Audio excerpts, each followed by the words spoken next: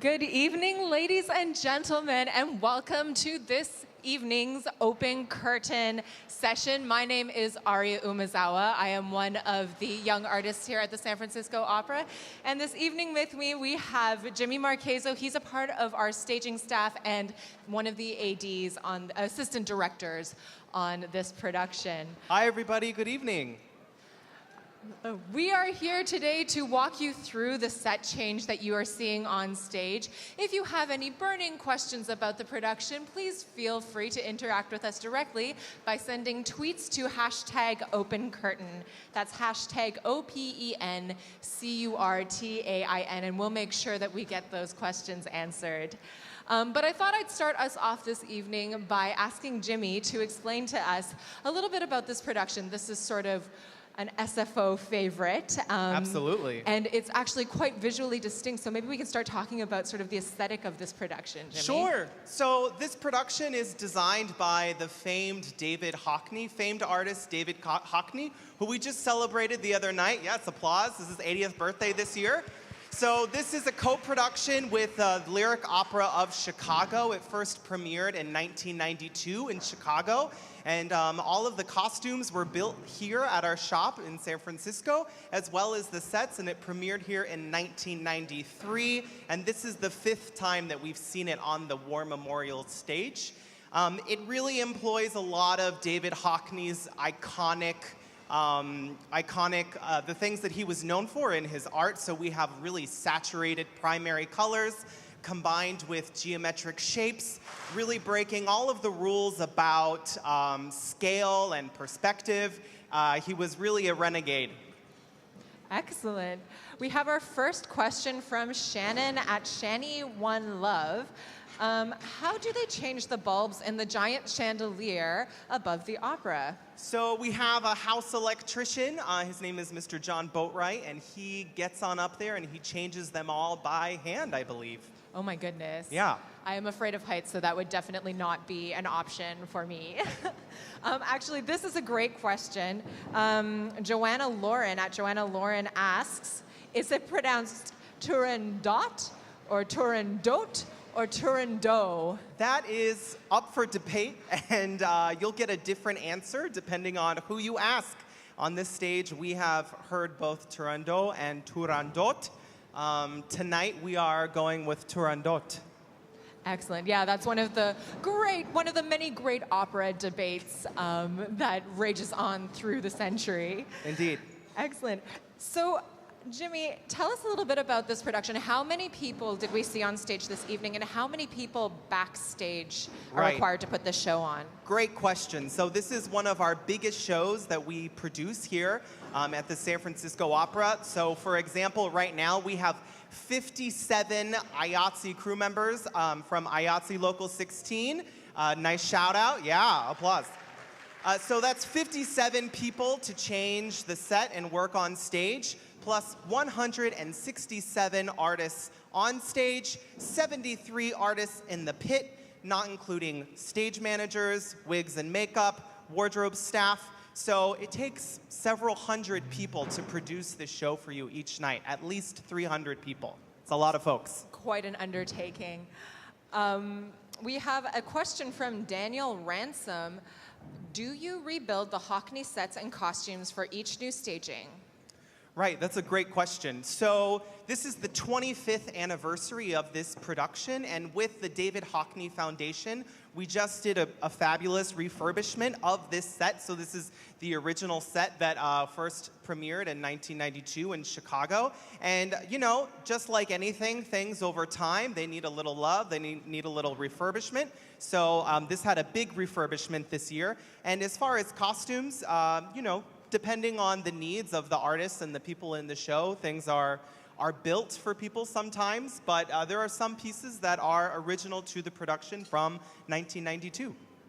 Very cool. We have another question from Ellen Sweets. We're loving these questions, by the way. Please keep them coming at hashtag Open Curtain. Where are the chorus members from? The chorus members are our AGMA house choristers, the San Francisco Opera choristers.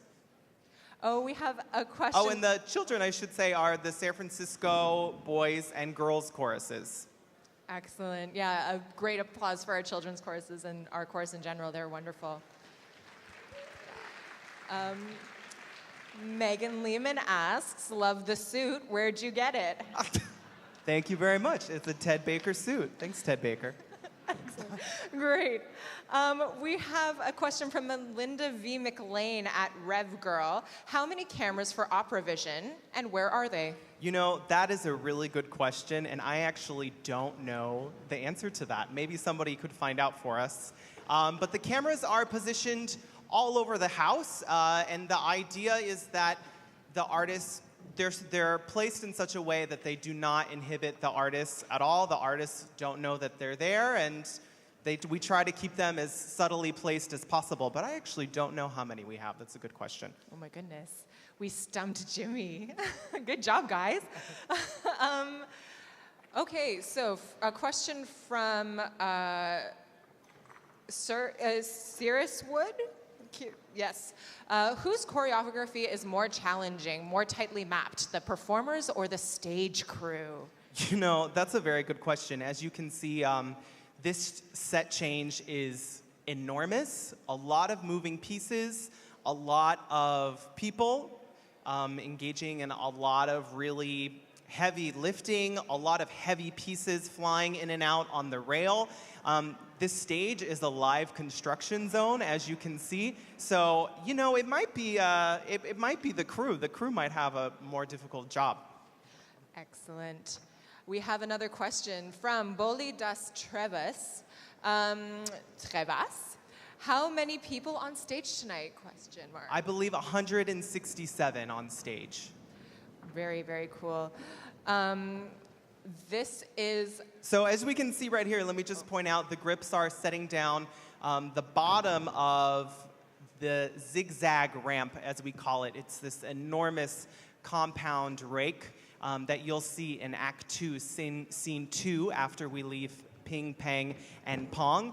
And the director of this production, Garnet Bruce, always says that when you see the zigzag ramp, you can see David Hockney sitting in his studio and taking his brush to that really angular sounding music, which is a great visual and makes a lot of sense once you see this set piece in Act 2. Very cool.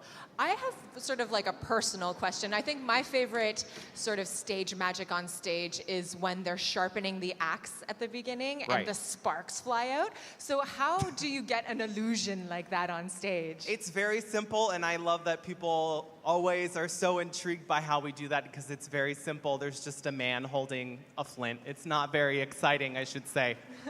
Excellent. So Jimmy, can you walk us through a little bit more about what's happening right now on stage? Right. So as I said, they're setting up the Act 2, Scene 2 zigzag, where we will see Princess Turandot appear and sing for the first time. Amazing that she has her first vocal entrance in Act 2, Scene 2, even though we catch a glimpse of her in Act 1.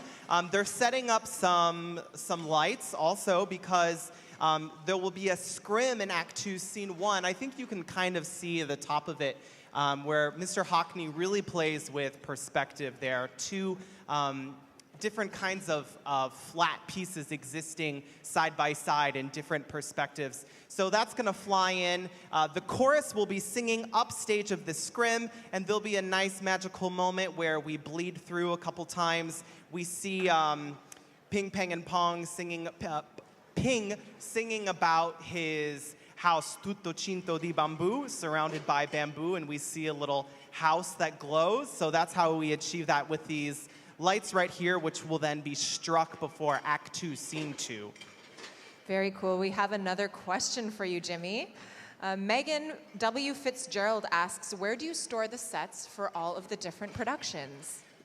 Great question. So while we're in repertory, while we are in rep, we store a lot of those sets on stage and also up in our patch. You could see it previously, but now the palace walls are blocking the patch. And you know, if we have a particularly full season, sometimes you'll be driving up Franklin and you'll see some set pieces out with some blue tarps over them. You ever see the blue tarps out on Franklin Street? Yeah, very funny. So in-house, while we are in rep, and we also have some storage facilities out on Treasure Island, I believe. Yeah. Very, very cool. Excellent. So if you guys have any more questions, please send them to us at #OpenCurtain. Jimmy, now I noticed they are refocusing some of the lights on stage. Is that very common in a stage turnover? Absolutely. So we're going to want to, we might be using lights in one act that we'll be using differently in the next. So we want to make sure that we utilize all of the instruments available to us in the best way possible for each scene. And so you can see Megan running around refocusing some of the lights for Act 2, Scene 1 and Act 2, Scene 2. Excellent. And how many people are there on the lighting staff, just approximately? How many electricians? I think there's maybe like 8 to 10 electricians, and we have 5 people. 2? Only 2?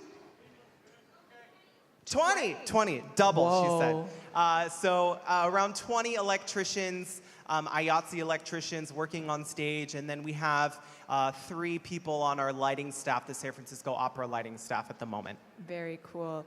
We have one last question for you from Absolutely Curtains. Was Turandot's balcony... Great tag. Oh yeah, name, great handle. Was Turandot's balcony a projection? No, so we used a Scrim for that. That was Ms. Nina Stemma up in that, behind that little Scrim piece of fabric. And then when the lights pop up, we were able to see that bleed through. It's very simple stage magic, but really effective. A Scrim, for those of you who don't know, is a piece of fabric where when you project light on it from the front, you can't see through it, but from the back, it is translucent. So a very, very cool piece of stage magic. Yeah. Excellent. I believe that is all the time we have for this evening. Thank you guys so much for your attention and for joining us on this Open Curtain chat. Thank you, everybody. Enjoy the rest of the performance.